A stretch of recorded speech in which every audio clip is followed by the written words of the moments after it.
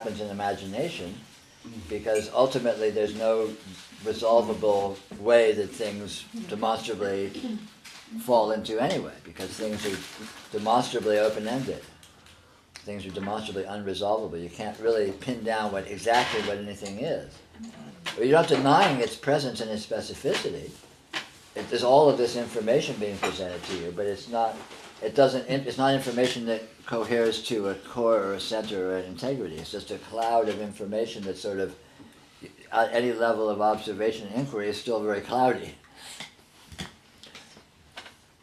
So, and we don't notice that, ignorance, or let's say the non-awakened state, we don't notice that irresolution, the inherent irresolution of entities. We sort of have the assumption that there's all this information being presented, so this information must be about something, about some things, about some actual condition, some objective world, some entities that are functioning. And even though we're seeing the entities rather fuzzily, we suppose that they're not fuzzy in their core somehow, and we're just seeing them fuzzily because our vision isn't very good or whatever. But actually, that fuzziness is intrinsic. And when you get that, the indeterminacy is not just a function of faulty observation, it's actually intrinsic in the nature of what this is. It is indeterminate. Then the rug of holding things to be any particular way pulls out from under you. The confidence that you know what anything is gets ripped out from under you. But then you're freed from being stuck with all these things that are around you that you know what they are and you have to work with them. All of a sudden you don't have to work with them anymore because you don't know what they are.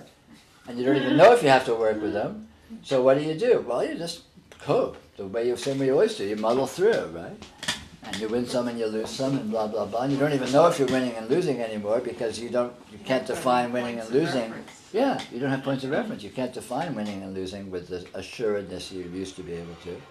So it just becomes this open field of energies that are sort of morphing through themselves, which they've always been. I mean, that's what life has always been, isn't it? Well, yeah. It's just we had the arrogance of thinking we knew what anything was when we didn't really. We were kind of just faking it.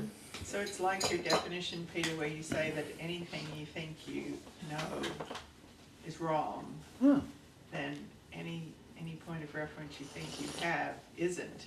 Right. And it's not that it's wrong and there is a right one. No. It's just wrong and well read. Good riddance, yeah.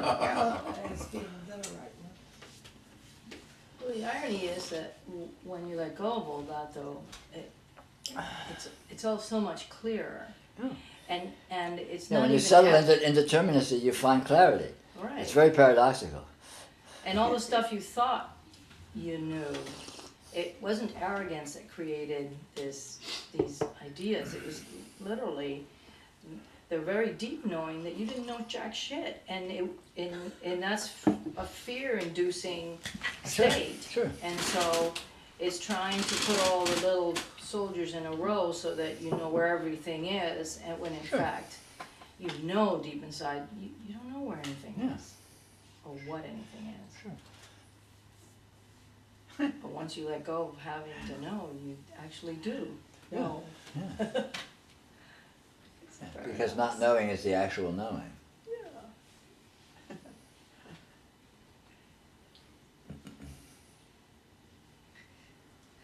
In short, it can't be put into words. So strike all that last. The last several years. So, Peter, what seems to be the mechanism that leads you into the resolution that you can't know? Seeing. Yeah. Seeing that you can't know. By seeing the actual condition of anything whatsoever, you will discover it is ultimately unresolvable. In other words, anything whatsoever that you think you know about, if you look at it more closely and sort of impartially, scientifically, look and see what's really present, you will discover that it's not coherent, and you can't really have a coherent idea of it or understanding of it, because it presents myriad unresolved, unintegrated aspects. In other words, when you look at something closely, it doesn't tend to resolve towards coherence. It doesn't tend to get clearer and clearer and sharper and sharper. Right. When you look more and more closely at something, on the contrary, it tends to open up and fuzz out and turn into and morph and so when you see that that's the intrinsic nature of things, then that becomes the mechanism whereby you let go of holding them to be, erroneously holding them to be simple systems that you have a handle on, and you let go into the actuality of indeterminacy. But it's all from seeing. I mean, that's why I always emphasize noticing. And being with the texture of experience, because the texture of experience will reveal, obviously all objects are made of the texture of experience, or appear as texture of experience. When you're with the texture of experience, you'll discover right away that it has an unresolvable quality. It has a morphing quality, it has a diffuse quality, it has an indeterminate quality. And if all things and conditions consist of these present energy textures, and these present energy textures are open-ended and unresolvable, then all these apparent things around us are open-ended and unresolvable, and how can you possibly get a handle on them if that's the case? You get direct experience that it can't be done, rather than having it be, a philosophy or an argument or a concept.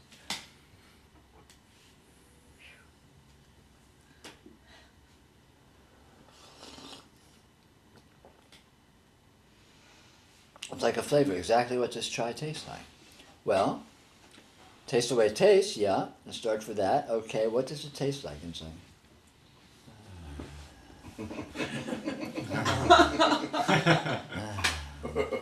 Tastes good. Yeah.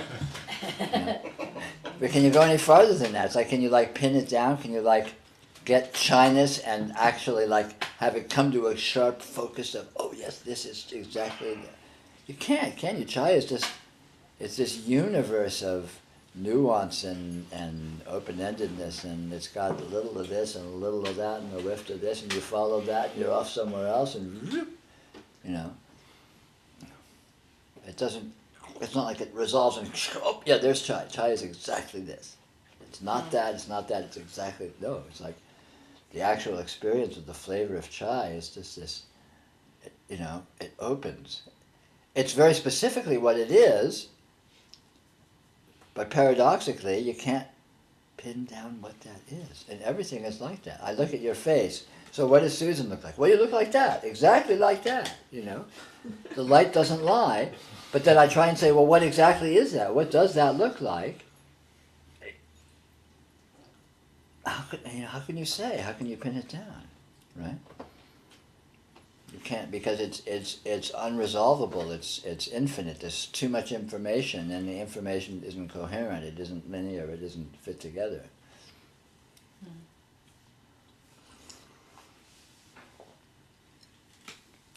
That's what makes all this stuff subtle and confusing. I think for people, for beginners approaching it, is there is all this specificity. And infinity is not the opposite of specificity, but specificity is what infinity looks like. All of this very, very, very specific information that's present as your experience right now. You're hearing exactly what you're hearing, you're seeing exactly what you're seeing, in incredible detail and presence, right? Degrees of sharpness and so on. But you look at any of it, and what are you looking at? You're looking. Oh, well, and it's like, it doesn't go away, the specificity doesn't go away, but still somehow, strangely, it doesn't resolve to anything. It's a very paradoxical condition, but that is the condition.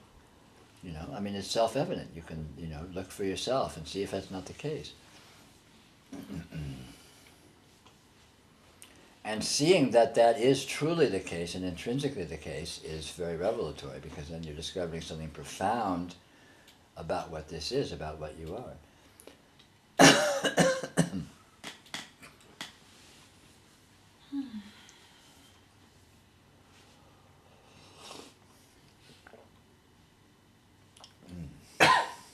So there are certain artists that kind of hold this belief that children are better off because they have that naive kind of like lack of sensing of exact things or something like this. Sure.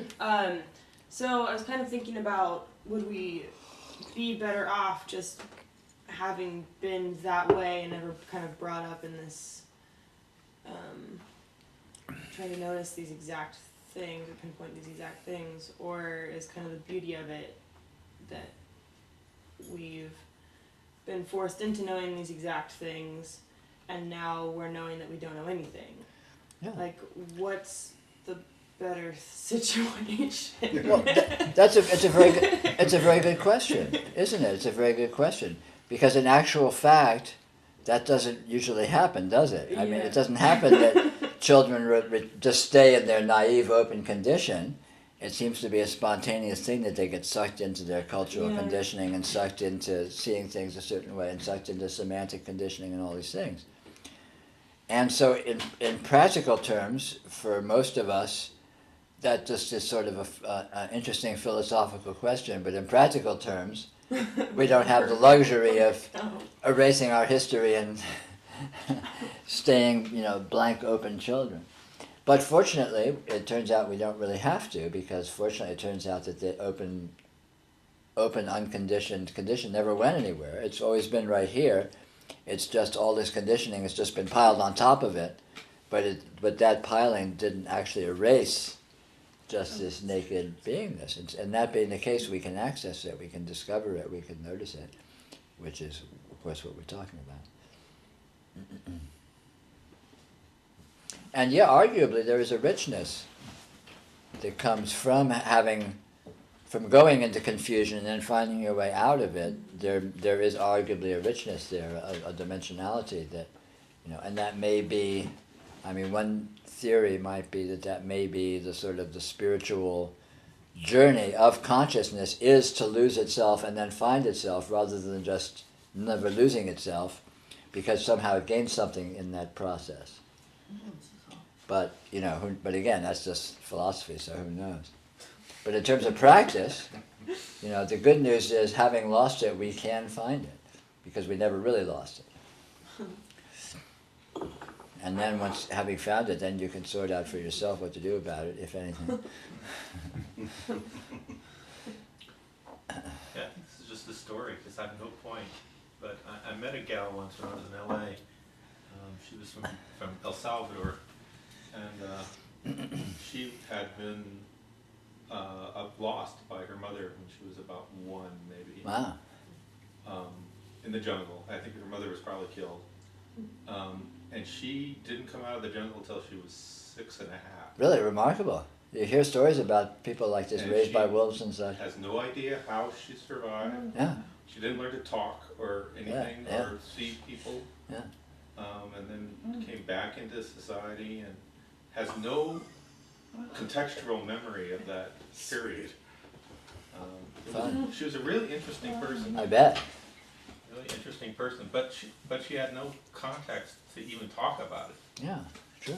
But talking is always within context, isn't it? Because it's got a conceptual frame of reference, and that experience would have been non-conceptual. So, right. But we're faced with the same problem. We try and talk about this spiritual stuff, which is a very immediate and obvious experience. But we sit here and talk ourselves blue, and we never actually capture it or pin it down or we kind of maybe partially indicate it or refer to it poetically or metaphorically or something, but you can't pin it down because experience is ultimately its own context, and conceptual contexts don't go there.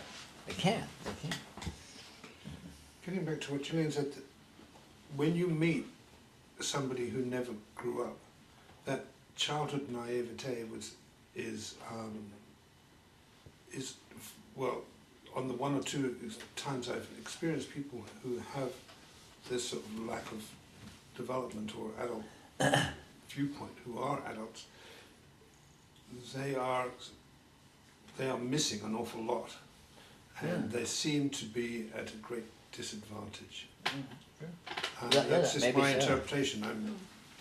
I don't know that that's true, because they're not able to really communicate it. But It may be so. I mean, that, you know, I But mean, that may be just because they're living in a culture where all the other so-called people are functioning from this game plan, and they're coming into a game board that they don't play anyway, so that, of course they you wouldn't fit ultimately in. can't know, sure. Of course But they it, wouldn't it's fit in. it is a very interesting question, you know. But whether or not But you, that you happens- gain something by losing it and then finding it again, the fact remains that you kind of got to play the cards you've been dealt, and if you have lost it or not, it's a moot point. You got to work from there. So. But you And know- most of us certainly have been enculturated more or less heavy-handedly. Everyone seems really complicit in the whole thing too. I have two nieces, and it's amazing to watch how much everyone wants to tell them definitions and stories, and how much they want to suck it up. Oh yeah. I'll like immediately do it too. We're, but- we're tribal creatures. It's spontaneous. You know, we children are like saying, "Imprint me." You know, they're just like, "Imprint me. Here I am." You know, you have your way with me. And correspondingly, adults go there. Just it's, you know, because it's instinctual. You know, it's one of our survival strengths. It's this tribalism, Yeah, it's not which unusual. largely consists of passing along conceptual frameworks, passing along culturization. Apparently not necessary though, from what Bruce says. Yeah, well, If there aren't people around with which to sort of consensually come up with definitions for things, you can still survive and not have to have a context from which to, you still had the experiences, so then, so yeah, what who for knows? the Who context? knows? Who knows? And in seeing this, all those the so-called past becomes this very thin story that you sort of, it's not even that you recollect it, because in my experience it's like, okay, I've heard the story so many times, it's like a book I really know well, and where do you differentiate the story from a book you've read more than once and you remember really well, and the story you've heard tell. And so now you remember it really well, but it wasn't, the story isn't the experience that was had. So And the memory isn't the experience that was had either. So. exactly, and so it's all very thinly, it becomes very thin and very insubstantial and very just entertainment and nothing more. You know, it's loses its emphasis or importance somehow.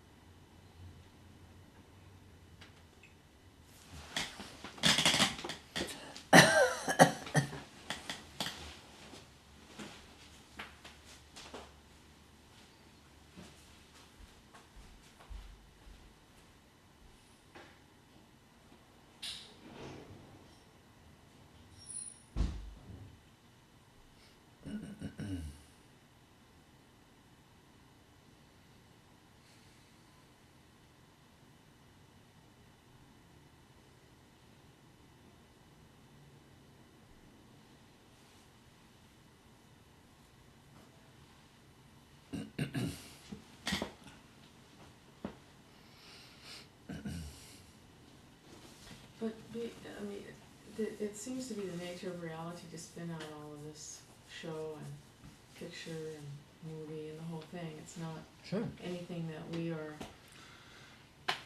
putting out there. I mean, it's just all reality. It's the Yeah. finite and the infinite. Yeah, reality is doing it all. Reality does confusion, and reality does unfoldment and realization.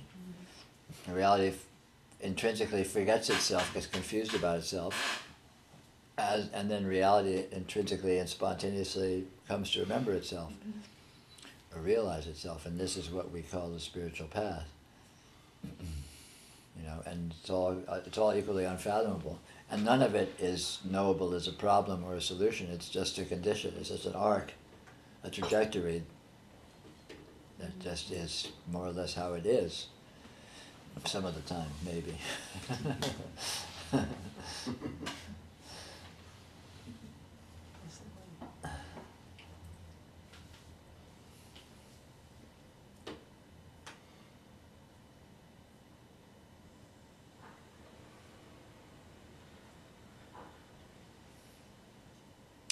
it's fascinating. The modes, the intrinsic modes of consciousness that generate confusion don't go away with realization. But you're no longer entrapped by them because you see what they are. But they keep spinning out their fuzziness. They keep spinning out their this is this and that's that, because that's their nature to do so. They do so spontaneously and unstoppably. So it's not a cessation of the appearance of confusion, it's a cessation of believing that it's about anything or refers to anything, and then it's just a part of an aspect of the general fuzziness.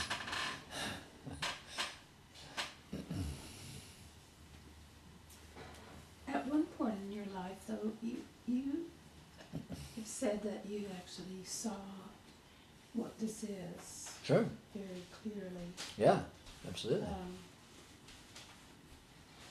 Which is, anything more than what we're talking about, or No, it's like it's exactly what we're talking about. fullness or- Yeah, the fullness is what this is, right here, right now, and it is clarity, it is fuzziness, it is ambiguity, it is specificity, it is dynamism, it is, discontinuity, jumping around. It is all the qualities that present themselves, but not as separate qualities. All these so-called qualities are just its modes, just what it does, just how it seems. And that can be seen at any time because it's always right here, nakedly revealed. What is the reorienting that people have to go through? I guess that's just. It's only an apparent reorienting because it's really a deorienting because you think you're oriented towards the world you think you live in, which is all imaginary. And when you discover the actual world, which was the world you actually have been living in all along, you never were in the imaginary world, you only thought you were.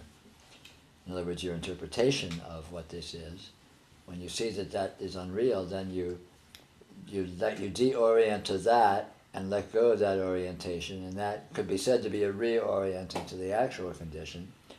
But actually, the actual condition isn't oriented, so it's more a deorientation than a reorientation.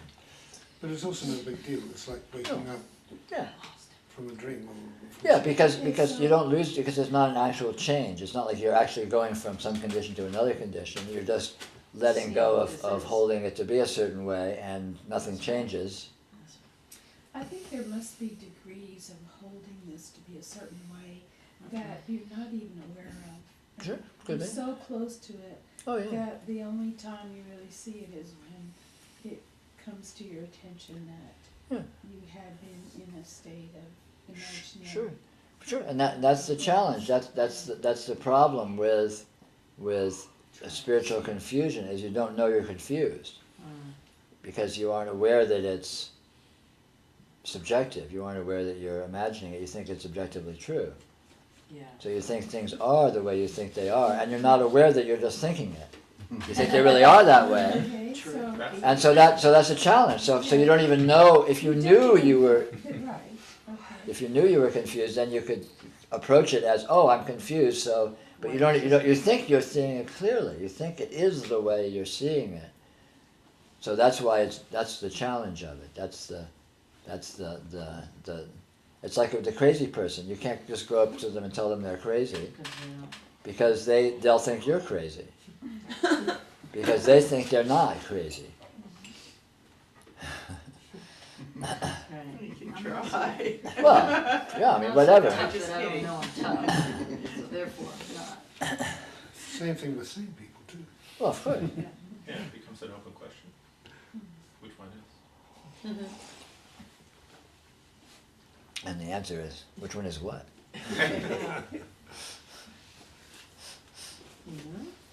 So in this, when you have clarity, what happens to the, or can you comment on the emotional body and the pain body, as it were? The pain body is imaginary, and the emotional body the emotional body subsides because the emotional body is largely a reaction to your conceptual body, to your worldview.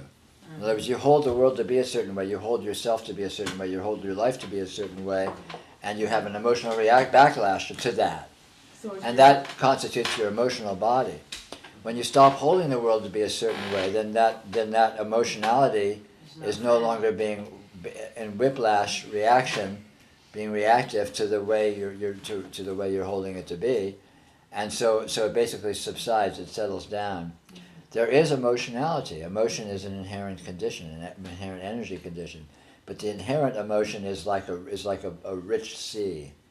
It has ebbs and flows, it has a slow dynamism and tides, but it's not the sort of stormy waves that you experience more when you're invested in your worldview and invested in your anger and your righteous indignation and your fear and all these kinds of things, which are largely created by what you're imagining things to be erroneously. See what I mean? So when you stop imagining them to be a certain way, you stop having the reactions to them as if they were that way, and so the whole thing settles down. It's like if you're watching a movie that's getting you all torqued up, say it's a horror movie and you're getting scared, or a tearjerker and you're getting all sad, and then you remember, oh, it's just a movie, then the emotion just sort of settles down, right? It's just like, oh, yeah, okay, yeah, sure. Emotion disappears. Because the emotional reaction is in proportion to how much you're believing it. You're letting yourself go into it as if it was actually the case, right? And it's exactly the same thing that happens in our lives. If you're believing your life is a certain way, then you're liable to have an emotional reaction to that. Typically one of righteous indignation and rage. If you live in the modern world, with a healthy dose of fear, right? But then when you get that all these ideas of what you think your life consists of are wholly wrong, they just aren't accurate at all of that just spontaneously subsides. And the same with the so-called pain body. There is no actual pain body. It's not like there's a pain body somewhere sitting there having any integrity.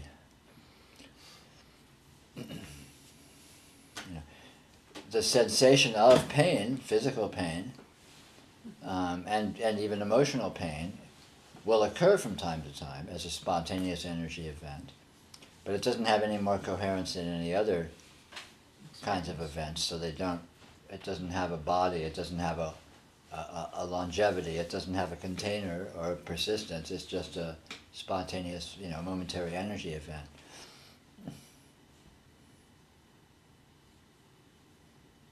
And when you hold these things, hold an emotional body, or hold a pain body, is ultimately a repercussion of holding a conceptual body, i.e. holding a worldview, holding an interpretation of what you are and what your life is and what the world is, which is the only big mistake that is possible to make. Peter, you said there's still emotional richness. Sure. Could it be said that the emotional richness is kind of like the tasting of chai or the feeling of temperature or the hearing of sound? It's something that's passing through, but it's not necessarily attached to story as opposed to what Susan was describing. Yeah, no story, that's what I'm saying, yeah. Yeah. It's just a field of energy, like all fields of energy, which exhibits a dynamism and an impermanence and a quality, More a sort like of a chemistry bandwidth. thing, yeah, right. So the worldviews just disappear. Yeah, because the worldviews are imaginary. They're hypothetical. They don't necessarily disappear. It's not like you stop having worldviews, but you stop holding them to be true. Right. They just become hypotheses. Like I could say, what if the government was behind 9/11 and it was all a very deliberately engineered conspiracy and blah, blah, blah. And say, okay, that's possible. Maybe it's so. I don't know. But I don't go, oh yeah, this is terrible. They did it. My God, these bastards, we have to get them. But that's obsessive fantasy, holding a hypothesis to be the case with no evidence. Or the opposite, no, the government is defending us against those evildoers and those horrible, again, it's another hypothesis. I don't know if it's true or not. So I don't have an emotional reaction to it. I'm not holding it as something that's actually a part of life. It's a possibility. Maybe that something like that could be true. How do I know? But it doesn't stop you having opinions either. No, of course not. But opinions are more kind of hypothetical too. They're not Sure. something that you identify with. Yeah, but even opinions become sort of loose. That's what I'm saying. Preferences, but not really too solid.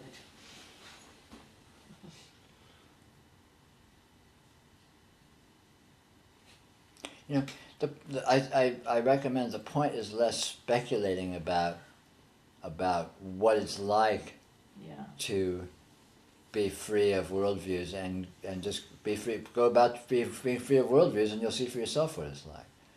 You know? And the way to do that is to see pure and simply that your worldviews are arbitrary, and the most powerful way to do that is to see that the experience, the actual present experience on which all worldviews have to be based, is actually very fuzzy, so therefore these sharp worldviews you have are not justified by the evidence.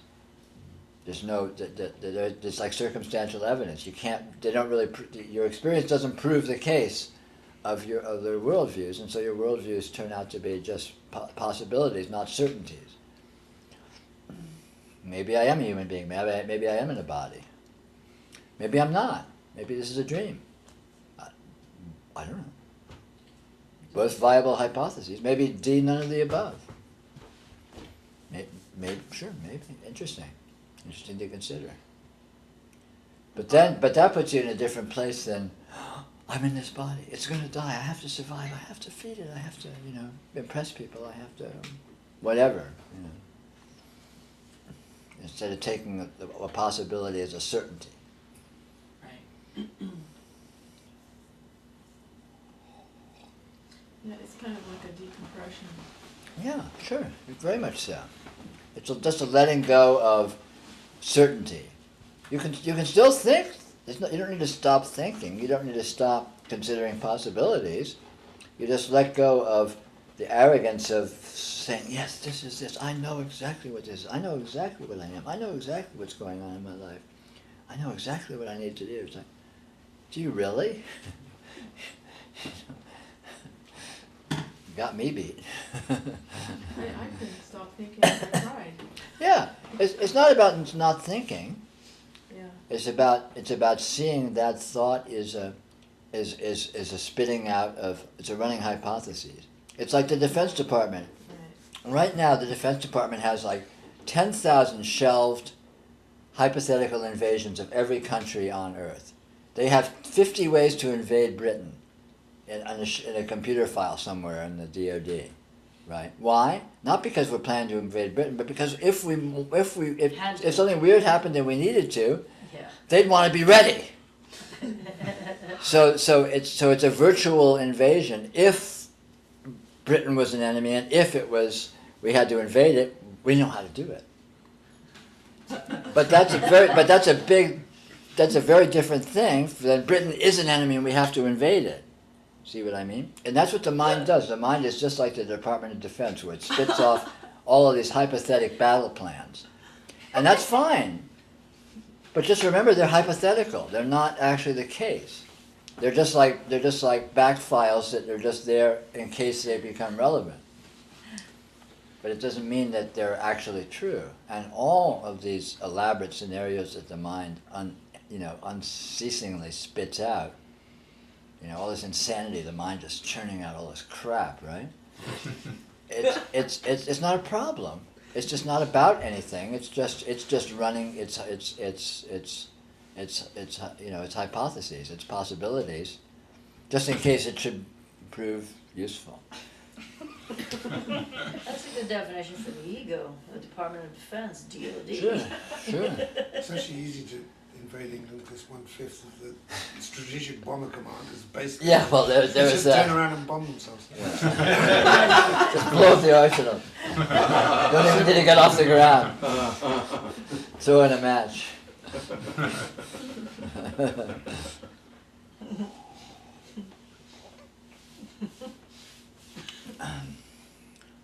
No, you bet in the Department of Defense they have plans to invade England somewhere. You just know they do. Let alone like Tehran or Egypt or something. And Fiji. Yeah, Fiji, Japan. Fiji, what on earth for? No, but Joffrey John. That's right. That ought to set up You did Grenada. another Club Med. no, Yeah, look, sure. Grenada, they pulled it out of the bag and they Sure. did it within It's like- 2 days or something. Okay, scenario Z25. Commence mission tomorrow at 0800. And Panama, they did that pretty well. Sure.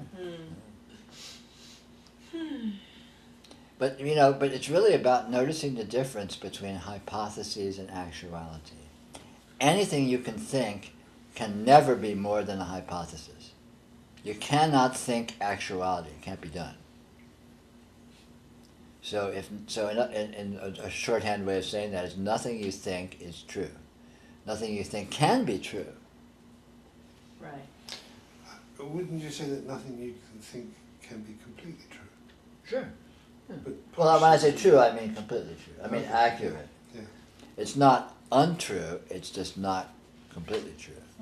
I mean, it is true that we're sitting here and Nancy's having this talk, Sort of.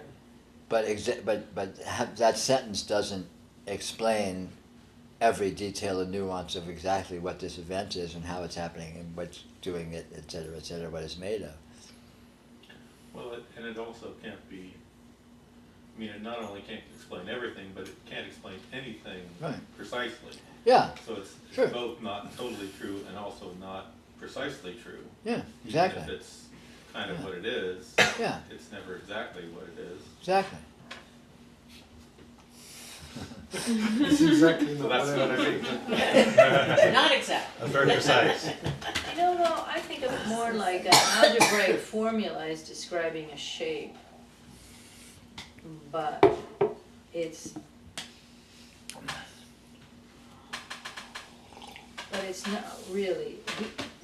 not really, it's giving a framework from which to imagine the shape rather than describing the shape even. It's the difference between ideas and the real world. The real world is not an idea, and ideas are not the real world. And you can't think anything other than ideas. You can't think the real world. And the real world is not a thought, is not thought, cannot be thought. You can have, in mathematical terms, you can have the formula for the circumference of a circle, but that will not tell you the actual circumference of any particular circle that actually exists in the real world, because it can't be found, because there's too many factors, there's too much detail that just doesn't actually fit into the formula.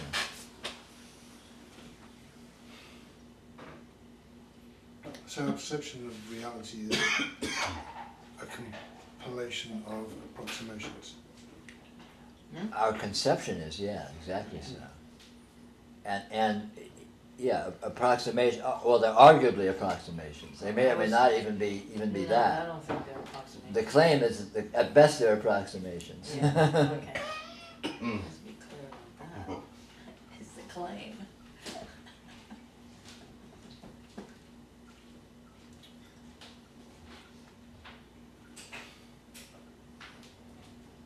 Yeah, but isn't that the thing? Because we keep telling ourselves that what we are saying, the algebraic formula represents, points at, describes, whatever word you want to use, a particular shape, we continue to give lip service to these descriptions as being anything other than noise. Right, That's all they are, is noise. So you can listen to a bird, and the bird is describing any shape you want, just as well as any algebraic formula you can spew. right, which is not at all. Which is not at all. So I don't agree that anything we say is even remotely true to anything. I mean, Well, it's not, and it's impossible to describe. I can point at the moon, but my finger is not going to do any good. The moon is over there. The finger is just whatever it is. yeah, but So- it's more nonlinear and complex and subtle than that. Because Poetry. intelligence and It's meaningfulness poetry. shows up on all levels of things. No, I know. It's not true that this is a glass of water, but it's not wholly untrue that this is a glass of water. So Only it's not like because it's we not like agree no, on this is that. not a glass of water. You know, it's like, well, okay, yeah, it's so far beyond being limited to being a glass, and it's so far beyond being limited to be water, but it happens to be a glass of water. Right. So, in other words, it's not an either or. It's not like there's the world of ideas which is absolutely nothing, and there's the world of reality which is absolutely real. Because the world of ideas actually is real, because it is generated by and exists within reality. So it is also a vehicle of the inherent intelligence. It is also a vehicle of the inherent meaningfulness, and therefore it cannot be actually 100% meaningless. So it's complex and subtle. It would be nice if you could sort of heavy-handedly just take language and just chop it off and throw it in the trash. Mm-hmm. But it's not quite like that. It's not wholly untrue. You know, it's And yet you almost uselessly inaccurate when it comes to the spiritual inquiry, but still, when you look at it, you have to acknowledge it's not wholly untrue. It's just so cripplingly partial. And yet it isn't necessary. But what? It's not a matter of it's necessary, it's No, here. right. Necessary or not, it is irrelevant. You know, if you don't want to talk, don't It's talk, just no a problem. speculation. You know, Speculating, but if you don't want to talk, don't talk. Please. yeah, I was saying, what are you doing talking? How do you shut him up? How do you shut it up? Well, hand him a beer. Encourage him to That lift won't it to help his. him to shut up. Encourage him to lift it to his lips. I can do that.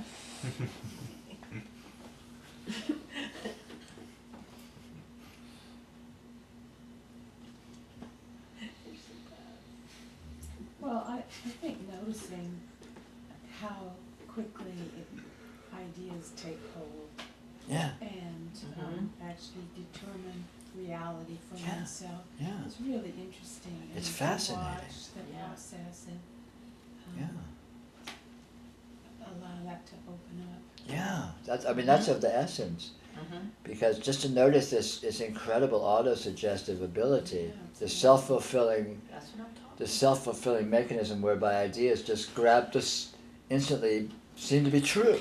And all of a sudden there's all sorts of evidence of them. And you look around in your experience and yeah, of course that's true because look, you know, and it's all just bootstraps itself up spontaneously. It's just amazing the way that works.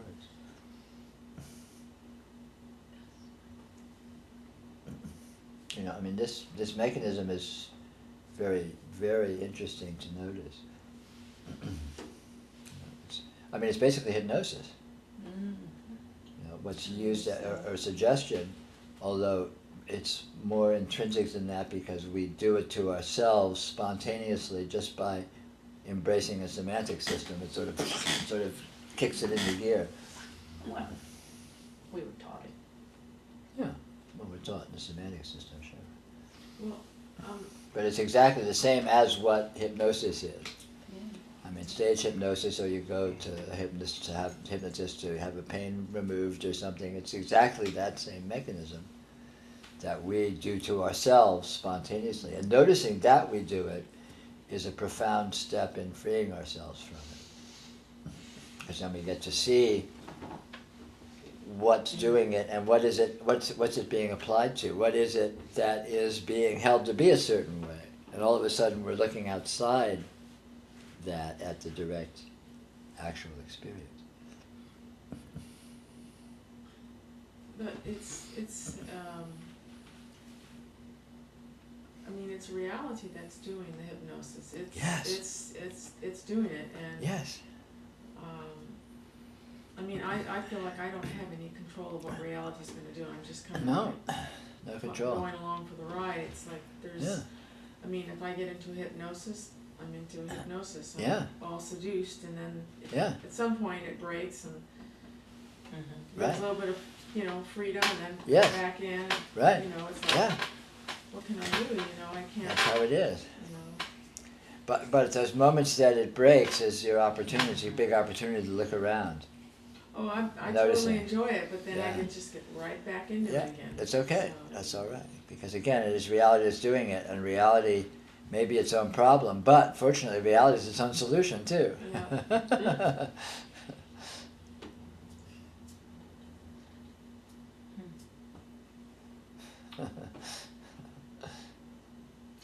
Yeah. Yeah, if there's Go any, figure. if there's anything mysterious, it's that hypnosis, Yeah. that happens. Yeah, it's fascinating. It's, You know amazing. how easy it is to see this as something and have it be certainly so. You know, have it just be so obviously factual. You know, just effortlessly, spontaneously, just it's an inner sleight of hand in the mind, and all of a sudden, bang. You know, the self-fulfilling prophecy of worldviews, of holding things to be various ways. Looks like Jillian was saying though, it seems to be its nature. Yeah, of course. When we're born, we don't have this hypnosis going, and then suddenly the hypnosis happens, and this sort of forgetting happens, and then eventually this remembering and walking out of hypnosis comes back. Yeah, sometimes. Sometimes. Sometimes not. We can.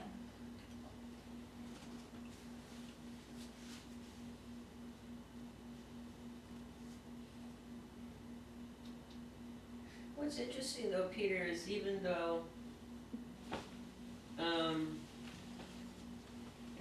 we sort of go back and forth, quote unquote, as I've spiritually matured, there's enough certainty and faith. So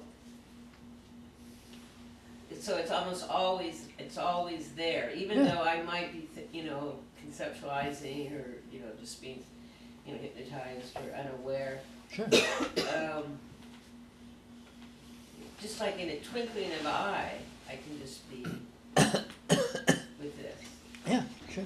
And that's the nature of unfoldment, is that it can look like a gradual settling into the obvious fact of reality as it is, even if there's all sorts of things in the foreground that are, Because that's all reality. craziness. Yeah, I mean, yeah.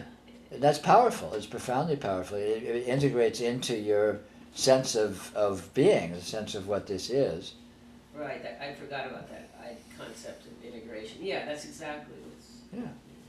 And that is the very nature of unfoldment. That is the very nature of spiritual unfoldment, is this settling into more and more of just a felt certainty, the felt obviousness of this as it is, even as it continues to do its machinations.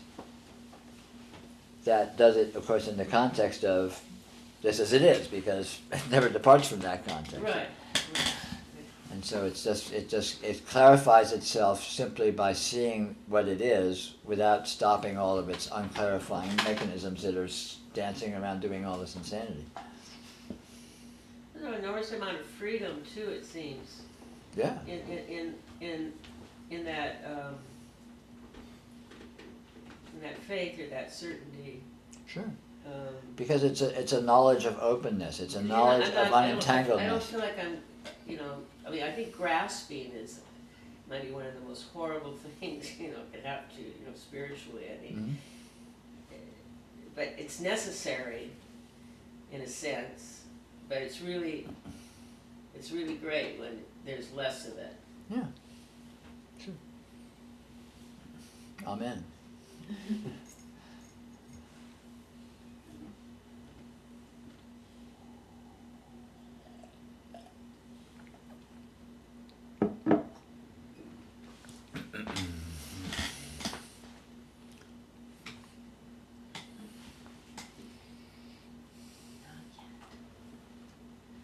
Wait for it.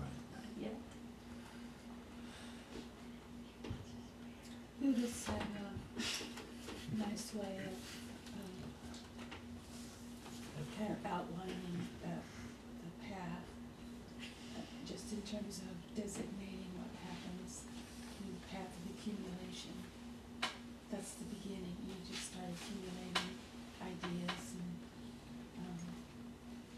understandings and people's teachings, and then path of awareness and path of learning and path of no more learning.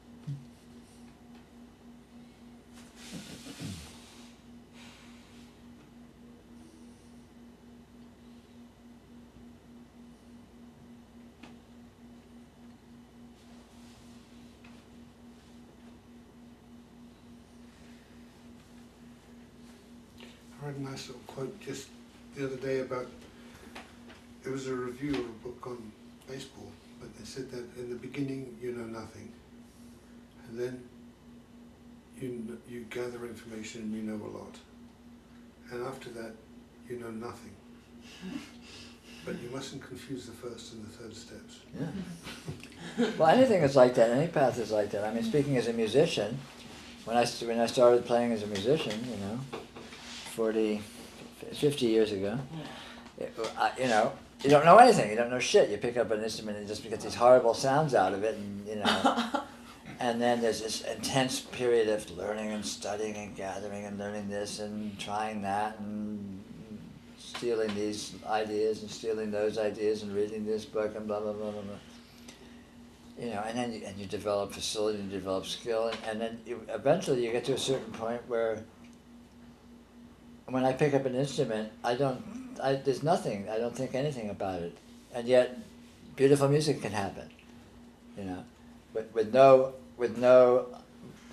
that whole corpus that I ate and digested where is it now? It's just completely gone. It's not.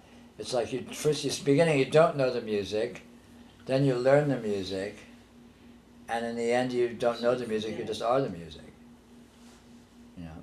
And all of that knowledge and ideas and understanding is it's nowhere. But you can play. Well, I can. Or not. But then you go and pick up some weird Indian instrument and And it sounds like shit again. start all over. And on that note, I wish a fond good night to our friends online.